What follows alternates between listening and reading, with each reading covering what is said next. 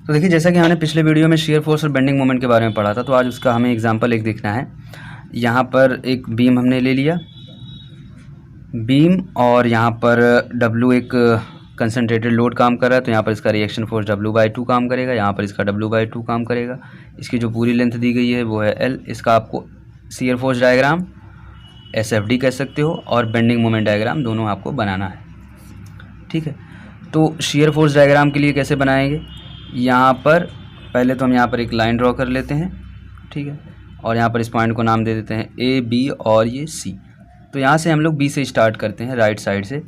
तो B पर यहाँ पर आप देखो क्या शियर फोर्स काम कर रहा है। इस पॉइंट पर देखो आप अपवर्ड डायरेक्शन में W/2 शियर फोर्स काम कर रहा है। मतलब अगर आप इस क्रॉस सेक्शन की बात करो, जस्ट B की बात करो, तो B पर कितना लग रहा है, B पर लग रहा है W/2 काम कर रहा है, फोर्स काम कर रहा है, एक ही फोर्स काम कर रहा है। तो यहाँ पर डायरेक्टली यहाँ पर लगा देना है कि यहाँ पर आपका काम कर रहा है W/2, यही हो जाएगा शियर फोर्स। फिर उसके बाद जैसे ही आप आगे चलते चले जाएंगे, C तक जाएंगे, तो यहाँ तक देखिए, यहाँ पर भी अगर आप इस पॉइंट पर भी देखो तो यहाँ पर भी W/2 ही काम कर रहा है। तो यहाँ पर देखो हर पॉइंट तक यहाँ पर आपका जो शेयर फोर्स लग रहा है वो W/2 है। C तक भी W/2 है। जस्ट C पर आप देखिए तो एक डाउनवर्ड फोर्स W काम कर रहा है। तो अब यहाँ पर आपको अलजेब्रिक सम देखना है। तो अलजेब्रिक सम के लिए यहाँ पर देखो W/2 आपको पॉजिटिव कंसिडर करना है और जो डाउनवर्ड डायरेक्शन में लग रहा है उसको नेगेटिव कंसिडर करना है। तो W/2 माइनस W नेगेटिव में आ जाएगा W/2। तो यहाँ पर जस्ट आप C के जस्ट राइट में देखिए तो वहाँ पर W/2 पॉजिटिव में है, और जस्ट लेफ्ट में देखिए तो W/2 नेगेटिव में है। और यहीं आप फिर इस क्रॉस सेक्शन पर देख लो, हर जगह W/2 आएगा। और सेम एज अगर आप A पर भी देखें तो यहाँ पर क्या है, जैसा कि आपने देखा था कि अब राइट डायरेक्शन में आ गए आप। अगर आप इसके राइट डायरेक्शन में देखें तो एक अपवर्ड फोर्स काम कर रहा है, तो उसको आपको नेगेटिव कंसिडर करना है। तो यहाँ पर देखिए हर वैल्यू पर आपको यहाँ पर मिलेगा W/2। तो यहाँ पर अगर आप इसका SFD देखें तो कुछ इस तरह से बनेगा। यहाँ पर इसको थोड़ा सा अच्छे से बना लेते हैं। यहाँ पर आप देखो W/2 अपवर्ड डायरेक्शन में, और ये C तक चला आया, ये पॉजिटिव ही है यहाँ तक। जस्ट आप जैसे इसके लेफ़्ट में आ जा रहे हैं, यहाँ पर कहीं देखिए ज़ीरो नहीं हो रहा है, डायरेक्टली W/2 से माइनस W/2 हो रहा है, ज़ीरो कहीं आ ही नहीं रहा है। तो यहाँ पर आप देखो यहाँ तक ये आ गया माइनस W/2, ये पूरा यहाँ तक आ गया, ये A पॉइंट तक। यहाँ पर A पॉइंट पर आप देखो जस्ट इसके राइट में अगर आपको देखना हो कि क्या होगा, तो राइट में हम क्या लेते थे, अपवर्ड को लेते थे। अगर अपवर्ड फोर्स लग रहा है उसको नेगेटिव लेते थे। सेम एज यहाँ पर आ जाएगा माइनस W/2। मतलब जस्ट C के राइट में देखो तो पॉजिटिव W/2, जस्ट C के लेफ्ट में देखो तो माइनस W/2। तो ये हो गया आपका SFD, शियर फोर्स डायग्राम। इसके बाद अगर हम बेंडिंग मोमेंट डायग्राम की बात करें तो बेंडिंग मोमेंट डायग्राम कैसे बनेगा। तो बेंडिंग मोमेंट के लिए भी हमने एक लाइन ले ली, A, यहाँ पर C और यहाँ पर B। तो बेंडिंग मोमेंट कैसे फाइंड आउट करते हैं। बेंडिंग मोमेंट के लिए हमें यहाँ पर इसके एक सेक्शन का हमें पता करना होता है कि कितना जो है वो मोमेंट काम कर रहा है। तो जस्ट मान लीजिए यहाँ पर हम लोगों ने कोई इस पॉइंट पर ले लिया, तो इस पॉइंट पर तो ज़ीरो ही है, क्योंकि उसी पॉइंट का आप उसी पॉइंट पर देखो तो यहाँ पर लेंथ तो ज़ीरो है। मतलब यहाँ पर W/2 इंटू में ज़ीरो आ गया। B पॉइंट की हम बात कर रहे हैं, moment of B W/2 into में ज़ीरो, तो यहाँ पर ज़ीरो आ गया। फिर जैसे ही आप यहाँ से बढ़ते चले जाएंगे, तो यहाँ से जैसे ही आप बढ़ते चले जाएंगे, मान लीजिए यहाँ पर कोई जो लेंथ थी, ये मान लीजिए कुछ D दिया गया है।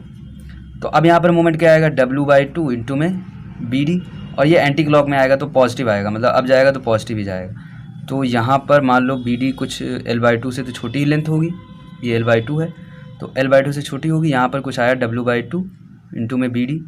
ऐसे ही जितनी लेंथ यहाँ पर होगी, मान लीजिए यहाँ पर कोई E पॉइंट हो तो W/2 इंटू में BE।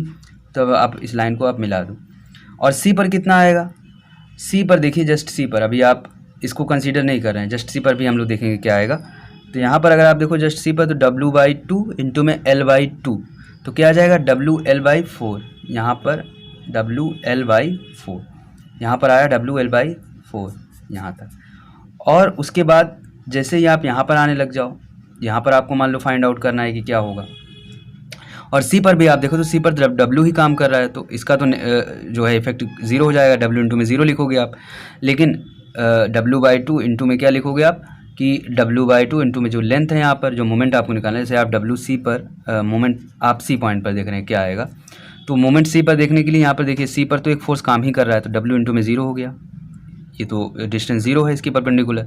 लेकिन यहाँ पर आप देखो W/2 प्लस में है क्योंकि ये एंटी क्लॉक में घुमाएगा, तो W/2 इंटू में जो लेंथ है इसकी L/2, तो ये आ गया WL/4। इसकी जो मैक्सिमम वैल्यू आ गई। अब इसके बाद देखते हैं क्या आता है। अब इसके बाद देखिए इस क्रॉस सेक्शन पर हम देख रहे हैं कि क्या वैल्यू आएगी। ये मान लीजिए कुछ पॉइंट है, आपका एफ पॉइंट है, तो एम आप देख रहे हो मोमेंट एफ पर कितना आ रहा है, तो उसकी वैल्यू अगर हम निकालना चाहें क्या आएगी। तो अगर आप एफ पॉइंट पर मोमेंट देखें तो यहाँ पर ये आ जाएगा, यहाँ पर ये देखो ये क्लॉकवाइज में घुमाएगा, तो इसको नेगेटिव कंसीडर करना है, -w इंटू में सी एफ, ठीक है। और यहाँ पर ये वाली जो लेंथ है, टोटल लेंथ कितना दिया हुआ है, w/2 प्लस में आएगा w/2 इंटू में l/2 plus C F, l/2 plus C F, ठीक है। अब इसको थोड़ा सा सॉल्व कर लेते हैं, इसको इधर ले आते हैं पॉजिटिव में, तो WL/4 प्लस में W/2 इंटू में सी एफ माइनस में W इंटू में सी एफ, ठीक है। सी एफ को आप अगर कॉमन ले लो, सी एफ को कॉमन ले लो तो क्या आ जाएगा, W/2 माइनस W, मतलब W/2 माइनस में आ जाएगा W/2, WL/4 minus C F into में W/2। तो अब आप देखो यहाँ पर तो WL/4 ही था, तो हम बात कर रहे हैं यहाँ पर कोई पॉइंट है F की, तो यहाँ पर कितना आ रहा है, मान लीजिए यहाँ पर कुछ आ रहा है, ये इसकी जब आप वैल्यू कैलकुलेट करेंगे न्यूमेरिकल वैल्यू कुछ आएगा WL/4, और इससे कितना कम हुआ, जितना ये लेंथ थी माइनस में सी एफ इंटू में जितना यहाँ पर लोड लग रहा था W/2।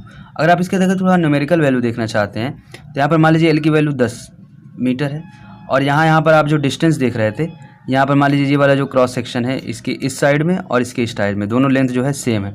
यहाँ पर आप मान लो ये कुछ 4 मीटर है और यहाँ पर भी 4 मीटर है, ये 2 है, 4 4 8, एक इधर और एक इधर, तो थोड़ा सा आपको न्यूमेरिकल वैल्यू ज़्यादा समझने में आसानी होगी। तो यहाँ पर जो सी एफ की वैल्यू है वो है 1 मीटर, और यहाँ पर भी जस्ट हम इसके राइट साइड में भी 1 मीटर मान रहे हैं। अब तो हमें कैलकुलेट हो जाएगा ईजिली। तो यहाँ पर आप देखो, यहाँ पर जो लेंथ आएगी, यहाँ पर जो लेंथ आ गई वो कितना आ गई, 4 मीटर। तो अब यहाँ पर इस पॉइंट पर देखो आप मोमेंट क्या आएगा, यहाँ पर मोमेंट आएगा W/2 इंटू में जो 4 दिया गया है, तो क्या आ जाएगा W/2 इंटू में 4, ये आ जाएगा 2W। अब यहाँ पर भी देखते हैं क्या आता है, तो यहाँ पर भी देखो आपको दिया गया है 4, एक 5 और एक 6, तो इस मोमेंट पर आप यहाँ पर ही फार्मूले में रख दीजिए, आपको थोड़ा आसानी होगी। यहाँ पर L की वैल्यू हमने 10 मान ली है, तो 10/4 मतलब 5/2, माइनस में सी एफ की वैल्यू आपको पता है 1 इंटू में W/2 आपको नहीं दिया गया, तो W/2 यहाँ से आप कॉमन ले लो, 5 कॉमन इधर और 1 कॉमन इधर, 5 - 1 मतलब आ गया 4 इंटू में W/2, मतलब ये आ गया 2W। तो यहाँ पर भी देखिए आपका जो वैल्यू यहाँ पर मिल रही थी वही वैल्यू यहाँ पर भी मिलेगी 2W, तो ठीक है, अब तो इक्वल है ना। फिर अब इस पॉइंट पर हमें देखना है कि ए के पॉइंट पर क्या होगा, M ऑफ A, मतलब मोमेंट जो है ए पर कितना आएगा। तो उसके लिए यहाँ पर आप देखो W दिया गया है, इसकी वजह से क्लॉकवाइज में आएगा W इंटू में जो लेंथ दिया गया हो L/2। अब हम L की वैल्यू 10 नहीं ले रहे हैं, माइनस में L/2 प्लस में इसकी वजह से प्लस आएगा W/2 इंटू में L, W/2 इंटू में L। तो देखो दोनों वैल्यू सेम है, कट के आ गया 0, तो यहाँ पर आ गया 0। तो कुछ इस तरह से आपका बनेगा यहाँ पर बेंडिंग मोमेंट, एक ट्रायंगल के शेप का, और यहाँ पर जो है बना है एक स्क्वायर के शेप का इधर और एक स्क्वायर के शेप का इधर। यहाँ पर देखो कोई भी वैल्यू जो बेंडिंग मोमेंट आपने निकाला है, bending moment BMD, bending moment diagram, यहाँ पर आप देखो कोई भी वैल्यू 0 नहीं है कहीं पर भी बेंडिंग मोमेंट की। यहाँ पर 0 हुआ, जस्ट मिड पॉइंट पर जहाँ पर लोड लग रहा है वहाँ पर सबसे मैक्सिमम वैल्यू आ रही है, वो मैक्सिमम वैल्यू क्या आ रही है, WL/4। तो क्वेश्चन में आपसे पूछा भी जा सकता है कि अगर एक सिंपली सपोर्टेड बीम हो जिसके कि मिड स्पैन पर एक लोड काम कर रहा हो, तो उसकी वजह से सबसे ज़्यादा जो बेंडिंग मोमेंट आएगा वो कहाँ पर आएगा और क्या वैल्यू आएगी। सबसे ज़्यादा जो बेंडिंग मोमेंट आएगा, बेंडिंग मोमेंट की वैल्यू आएगी वो आएगी मिड पॉइंट पर और W वाले पॉइंट पर, और वो वैल्यू आएगी WL/4, ठीक है। तो यहाँ तक आई थिंक आपको समझ में आया होगा। अगर वीडियो अच्छा लगा हो तो वीडियो को लाइक, शेयर, सब्सक्राइब करें, और इसके आगे की वीडियो में हम लोग देखेंगे जो आपका अभी हमने देखा कि यहाँ पर शियर फोर्स है, बेंडिंग मोमेंट है और लोड लग रहा है, तो इन तीनों में एक रिलेशन जो बनना चाहिए वो क्या होना चाहिए, तीनों में क्या संबंध है, उसको हम लोग आगे की वीडियो में पढ़ेंगे। आज का वीडियो यहाँ पर एंड करते हैं।